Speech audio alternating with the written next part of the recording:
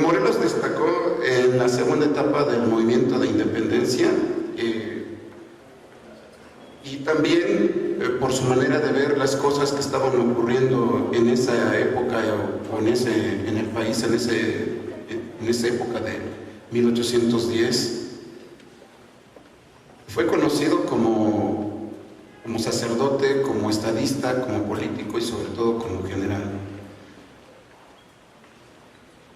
Sobre sus medidas políticas que ha tenido por parte de sus enemigos o de sus contrarios, algunos lo han llegado a calificar como condenado como un radical peligroso, ¿no? Otros han originado que tenga elogios por su carácter progresista en sus ideas y sobre todo de una alta conciencia social ante su gente, ante su pueblo. Un gran líder político y también un gran militar. Quizá también fue un precursor de la reforma agraria que se adelantó a su época que estaba viviendo y proclamó sobre todo reformas económicas, sociales, administrativas y de gobierno que vamos a ver con este tema, ¿no? Un poco ya lo mencionaron algunos de mis compañeros. Quizá algunas cosas voy a repetir, pero no voy a hacer tanto énfasis sobre ello, ¿no?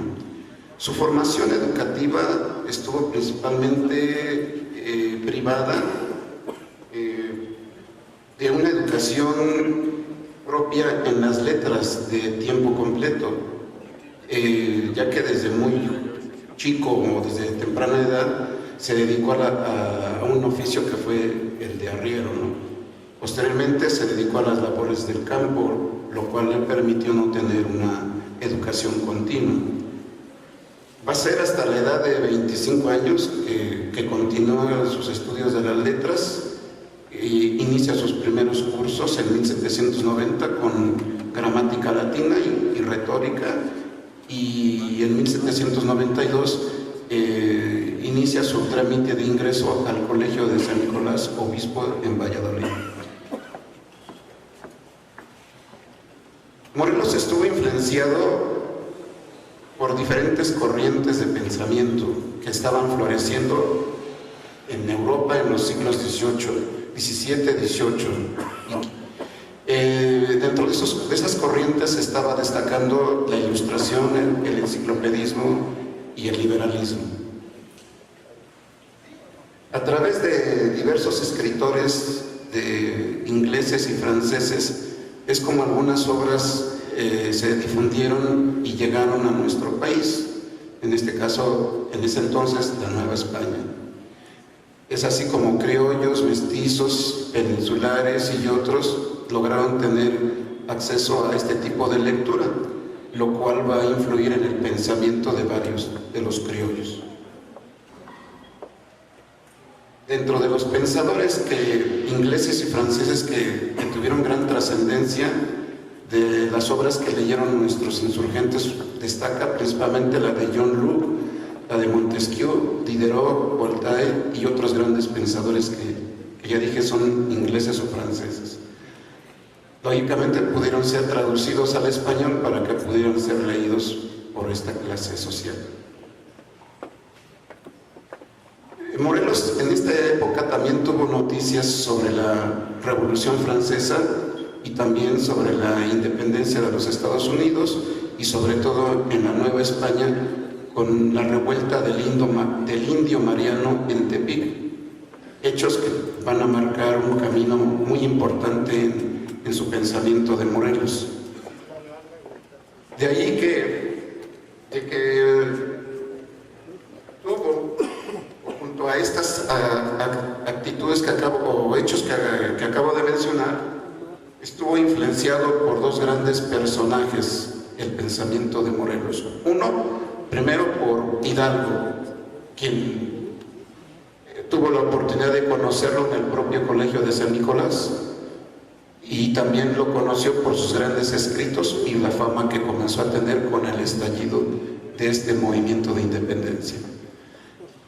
Otro de los personajes que también influyeron en su pensamiento va a ser el obispo Manuel Abadi Queipo, quien promovió la abolición de los tributos y estuvo también en defensa de las clases, como en este caso eran los mestizos, los negros y los indios, ¿no? Que se les tratara de una manera igual y ya no de una manera desigual.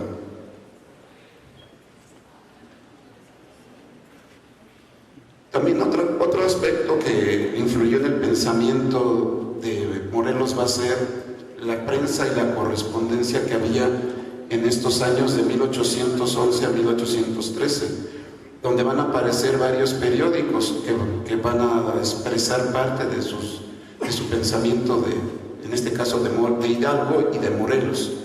Esos periódicos van a ser el Despertador Americano, el Ilustrador Nacional, el Ilustrador Americano, el Semanario Patriótico Americano y el Correo Americano del Sur. Todos estos periódicos van a tener gran trascendencia. Muy ligado a esto va a ser la correspondencia que también Morelos tuvo con la orden o con la secta de los Guadalupes, lo cual también va a generar un gran cambio. Otro de los personajes también con los que tuvo correspondencia Morelos va a ser con Carlos María de Bustamante, el gran autor del Diario Histórico de México.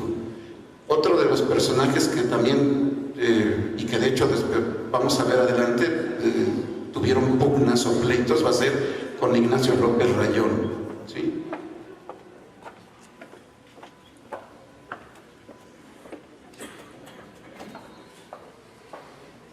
Cuando Morelos se adhirió a la lucha de independencia, recibió la orden de realizar varias encomiendas. Algunas de estas encomiendas eran levantar tropas en la costa del sur. Otro va a ser que en todo lugar que llegasen debían tomar las armas que encontrasen, embargar los bienes a todo europeo y aprenderlos, y lo más importante era tomar el puerto de Acapulco. Esas van a ser las principales encomiendas que va a tener Morelos, y que esas encomiendas surgen a través de la entrevista que tuvo con Miguel Hidalgo. Ustedes bien saben que Hidalgo tuvo un corto tiempo en esta lucha, fue prendido y fue condenado también por la Santa Inquisición. Sin embargo, pues fue aprehendido y fue muerto. Tras la muerte de Hidalgo, los insurgentes necesitaron reorganizarse y reorganizar su movimiento de lucha. Es así que el 13 de julio de 1811 Morelos recibió una carta de Ignacio López Rayón para proponer la creación de una junta gubernativa. En este entonces había un tipo de anarquía y un desconcierto que se respiraba en el ambiente del movimiento insurgente. Bajo estas circunstancias se formó el 19 de agosto de 1811 la Junta Nacional Americana, que sirvió como centro del movimiento y donde reunió a varios líderes, y que en esa junta se discutieron varios puntos.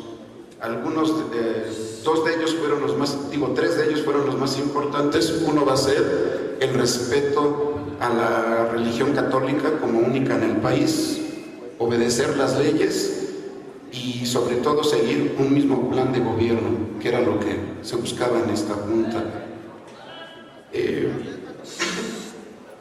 Dentro de estos puntos que se trataron en la Junta, lógicamente nunca se llegó a un consenso general, pues existieron desavenencias entre los líderes del movimiento y sobre todo entre los miembros de la Junta Suprema, principalmente destacó entre Ignacio López Rayón y Morelos. De tal modo, Morelos, ante estas desavenencias, decidió convocar una nueva junta, pero ya sería ahora en sus tierras. En esta nueva junta decide proponer o señalar la construcción de una nueva constitución y que esta constitución va a estar encabezada o redactada por el propio Ignacio López Rayón, quien envía a Morelos el día 30 de abril de 1812 lo que se le llama los elementos constitucionales a Morelos, pero es hasta el 7 de noviembre de ese mismo año en que recibe Morelos estos elementos constitucionales. Los puntos importantes que se discutieron en este proyecto de constitución van a ser los siguientes. El primero sería que no habría más religión que la católica, preservándola a partir de un tribunal de la fe. El segundo, que el cuerpo directivo del país regido estaría bajo un supremo congreso, estaría formado por 5 vocales, de los cuales 3 ya existían, que era el de López Rayón, Lisiaga y Verduzco, más los otros 2 se nombrarían posteriormente, que van a caer en el nombramiento en Morelos y Murguía, Manuel Murguía, que van a ser los que van a encabezar esta junta.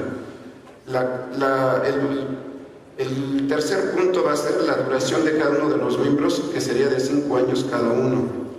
El cuarto sería que había que formar un protector nacional, quien podría dar inicio a todas las leyes entre los representantes.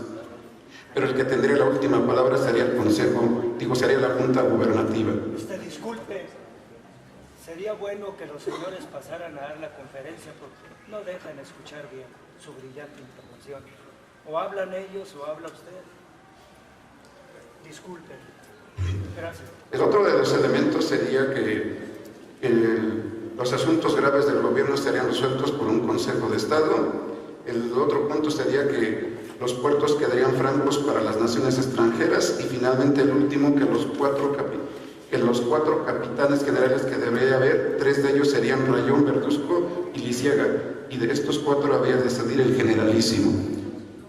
Este proyecto de constitución es el que después estos puntos van a ser retomados en el documento de los sentimientos de la nación, que más adelante voy a señalar.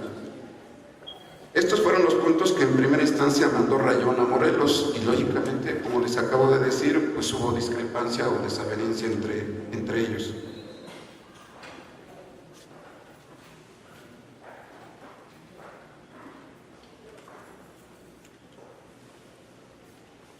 Aquí tengo todas mis notas. Entonces, les vuelvo a repetir, en este primer proyecto también hubo desavenencias y sobre todo hubo objeciones por parte de Morelos. Las objeciones que presentó Morelos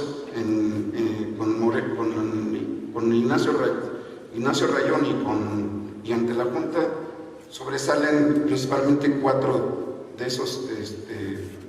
Una sería quitar la máscara a la independencia, dejando ya de invocar el nombre de Fernando VII. El segundo sería la formación de un Consejo de Estado que tuviera un número más reducido de integrantes.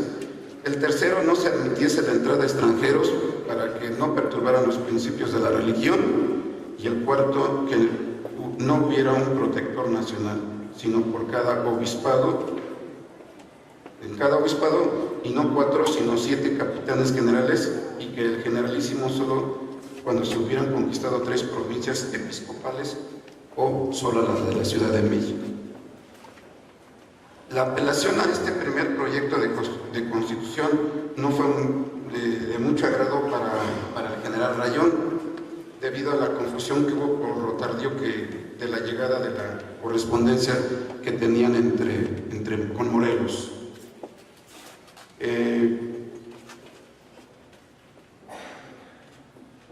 A partir de esta propuesta de formar una constitución, va a ser, como también se va a dar un reglamento interno que va a tener el propio Congreso de Chilpancingo, y que en este reglamento interno se estableció que la presidencia del Congreso se fuera turnando para cada uno de los diputados que pudiera ocupar un lugar de manera equitativa. También sobre la cuestión religiosa, también estaría encargada o estaría vigilada por un tribunal superior eclesiástico, y sobre todo que hubiera un tribunal público, un tesoro público que se encargaría de vigilar los aspectos económicos de la Junta. De esta manera, el 14 de septiembre de 1813, se inaugura el Congreso de Chilpancingo, donde Morelos pronuncia el discurso inaugural y Juan Nepomuceno Rosáins dio lectura a los sentimientos de la nación. Sobre este documento, solamente voy a señalar lo que considero más importante. Son lo que se le conoce los 23 puntos. Cada uno de los puntos voy a señalar a qué se refiere. El artículo primero señala las ideas de libertad e independencia. Los artículos 2 al 4 se refiere a la religión católica apostólica romana, que sería la oficial del Estado, y también se vería los nombramientos de los ministros, también vivirían a través de los diezmos y las primicias, y también estaría ver la jerarquía que tenía la Iglesia en ese entonces, que sería integrado por el Papa, los obispos y los curas. El artículo 5 resalta la idea de soberanía que emana directamente del pueblo y de ahí al Congreso. Los artículos 6 a 8 están orientados a los tres poderes de gobierno: el legislativo, ejecutivo y judicial, y su tiempo de duración. Los artículos 9 y 10 mencionan a los empleos del gobierno, lo desempeñarían solo los americanos y no serían metidos los extranjeros. El artículo 11 alude a la forma o sistema de gobierno que tendría el país. Los artículos 12 a 14 resaltarían la actuación del Congreso sobre la expedición de leyes. El artículo 15 trata sobre la abolición de la esclavitud y de las castas. El artículo 16 se refiere al ingreso de las mercancías por los puertos, que estarían abiertas a las potencias amigas y sujetas a un impuesto. El artículo 17 señala el respeto a las propiedades. El artículo 18 menciona la prohibición de la tortura, igual que las alcabalas, los monopolios y el tributo. El artículo 19 destaca el día 12 de diciembre como la celebración hacia la Virgen. Los artículos 20 y 21 resaltan la defensa de nuestro país ante la invasión de tropas extranjeras, que a través de ello ellos buscarían la recaudación de un impuesto del 10% a través de las importaciones de las mercancías extranjeras. El artículo 22 está orientado a los tributos, a la contribución y a la administración de los bienes confiscados al enemigo. Y por último, el artículo 23 destaca el día 16 de septiembre sobre el aniversario de la independencia de México. Estos fueron los puntos donde quedó la base del pensamiento político de Morelos, y el Congreso de Chilpancingo lanzó la convocatoria para la elección de diputados al Congreso, y el día 15 de septiembre de 1813 este lo eligió como el generalísimo, y también fue encargado del poder ejecutivo. También el Poder Judicial estaría constituido por los tribunales ya existentes y también se expidió por parte del Congreso un decreto donde a Morelos se le calificaría como una Alteza Serenísima, título que descartó y prefirió que se le llamara el Siervo de la Nación. Este calificativo del Siervo de la Nación se ve o se confirma a través de la conversación que tuvo con Andrés Quintana Roo, donde expresó y dijo: soy siervo de la nación porque ésta asume la más grande, legítima e inviolable de las soberanías. Quiero que tenga un gobierno dimanado del pueblo y sostenido por el pueblo. Entonces, de esta manera, Morelos estaba descartando ese título de Alteza Serenísima. Va a ser el 18 de septiembre de 1813, donde se declara ya disuelta la Suprema Junta, y más adelante, el 23 de octubre de 1813, el Congreso de Chilpancingo resolvió emitir leyes, resolvió darle el título al propio Congreso, pero ya con un título propio. Para emitir leyes se llamaría Supremo Congreso Gubernativo de la América Septentrional, y para decretos y demás documentos el de Supremo Congreso Nacional Americano. Dentro de los miembros que se destacaron o que estuvieron integrados en este Congreso, estuvieron encabezados principalmente por Ignacio López Rayón, que representó a Guadalajara, José Sixto Verduzco, que representó al estado de Michoacán, José María Lisiaga, que representó al estado de Guanajuato, José Manuel Herrera por el estado de Tecpan, y José Murguía Lagarde, que representó al estado de Oaxaca. Y como suplentes estuvieron Carlos María de Bustamante, José María Cos y Andrés Quintana Roo. Estos van a ser algunos de los miembros que van a destacar en este Congreso. Como ya lo mencioné, dentro de los puntos, o los artículos, o los 23 puntos principales de los sentimientos de la nación, se queda plasmado ahí parte de los que ya había señalado como un primer proyecto de constitución. Más adelante, el 6 de noviembre de 1813, el Congreso de Chilpancingo dicta el acta solemne de la Declaración de Independencia de la América Septentrional. Se declara, con esta misma acta se declara el restablecimiento también de la Compañía de Jesús, y se manifestó las causas que motivaron la Declaración de Independencia. De esta manera queda ya plasmado el papel que tuvo el Congreso de Anáhuac sobre esta acta solemne de la Declaración de Independencia. Va a ser hasta el 15 de enero de 1814 que el Congreso termina sus sesiones legislativas en Chilpancingo. Después, el 22 de enero, el Congreso sale de este lugar hacia Tlacotepec, donde reanudó sus trabajos, y el 18 de febrero de 1814, en Tlacotepec, el Congreso decidió destituir a Morelos de su cargo de generalísimo. Estando el Congreso ya en Tlalchapa, que va a ser el 14 de marzo de 1814, también el Congreso comunicó a Morelos de su separación del Poder Ejecutivo.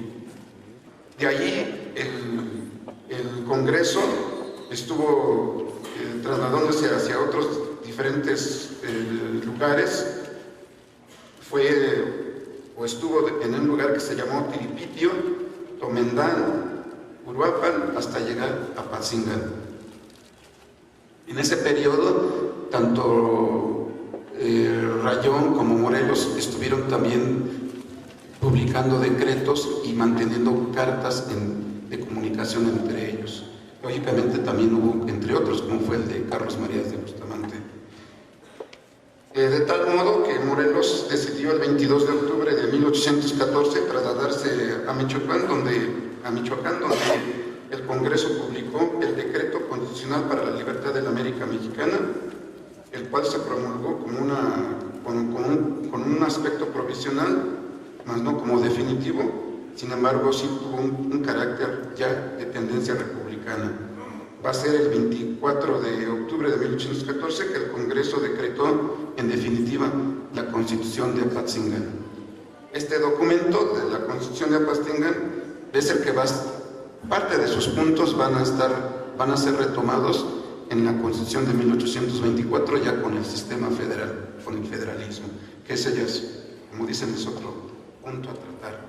Por último, nomás quiero señalar que en esta época que estaba teniendo gran importancia el Congreso de Chilpancingo, el Congreso y los sentimientos de la nación, también en esta época, o parte de esa época como antecedente, estaba dándose la invasión de Napoleón en España, lo cual va a influir mucho para la independencia de nuestro país. Otro va a ser la promulgación de las juntas populares que se habían formado en España, que van a ser también las que van a promover y van a dar cabida a la Constitución de Cádiz en 1812. Estos dos aspectos, junto con la Revolución Francesa y con la independencia de los Estados Unidos, van a influir para que nosotros, como hoy y como el día de mañana, vamos a celebrar siempre el día 16 de septiembre como la independencia de nuestro país. Por mi caso sería todo. Gracias.